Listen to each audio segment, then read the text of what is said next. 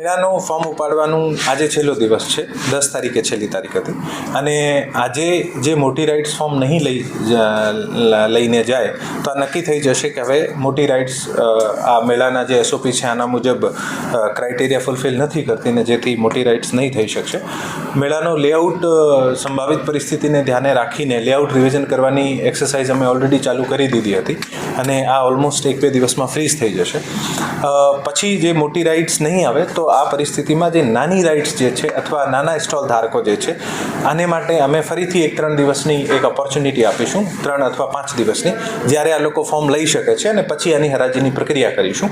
અને જે વિસ્તારમાં મોટી રાઇડ્સ નથી આવતી આ વિસ્તારમાં અમે અમુક ઘણી બધી બીજી એક્ટિવિટીઝ જે છે, કલ્ચરલ એક્ટિવિટી હોય, એન્ટરટેનમેન્ટની એક્ટિવિટીઝ હોય, આર્ટ એન્ડ ક્રાફ્ટની એક્ટિવિટીઝ હોય, નાની મોટી સ્પોર્ટ્સની એક્ટિવિટીઝ હોય, આ તમામ એક્ટિવિટીઝ નો ઉપયોગ કરીને આ જે સ્પેસ હતો આનો યુઝ કરીશું.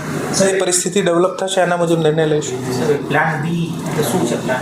પ્લાન બી જે મેં અત્યારે આજ એક્સપ્લેન કર્યો, પ્લાન બી આ છે કે ઇન કેસ અગર મોટી રાઇડ્સ નહીં ફોર્મ લઈને જાય તો નાની રાઇડ્સને વધુ એક ઓપોર્ચ્યુનિટી આપીશું કે નાની રાઇડ્સવાળા ફોર્મ લઈને જઈ શકે છે, આની હરાજી કરાવીશું અને જે જગ્યા મોટી રાઇડ્સના કારણે ખાલી થાય છે ત્યાં આપણે અમુક એન્ટરટેન એક્ટિવિટી મારફત આ જે ગેપ છે આને પૂરો કરવાનો પ્રયત્ન કરીશું. નાની રાઇડ્સવાળામાં જે તક આપશો એમાં મોટી રાઇડ્સવાળા કદાચ આવે તો એને તક નહીં, મોટી રાઇડ્સને છેલ્લી તક આપી હતી. મોટી રાઇડ્સના કારણે અમે આ આખું પ્લાન જે છે બહુ ડિલે કર્યો છે અને મોટી રાઇડ્સના કેસીસમાં 1 મહિનો આને ખરેખર આને ઇન્સ્ટોલેશનમાં લાગતું હોય છે. હવે ફિઝિબલી નથી લાગતું કે મોટી રાઇડ્સ આવીને પછી આ એક્ટિવિટી કરી શકે છે. પછી આજે 10 તારીખ સુધી નહીં લઈ જાય તો પછી મોટી રાઇડ્સને તક નહીં આપીશું.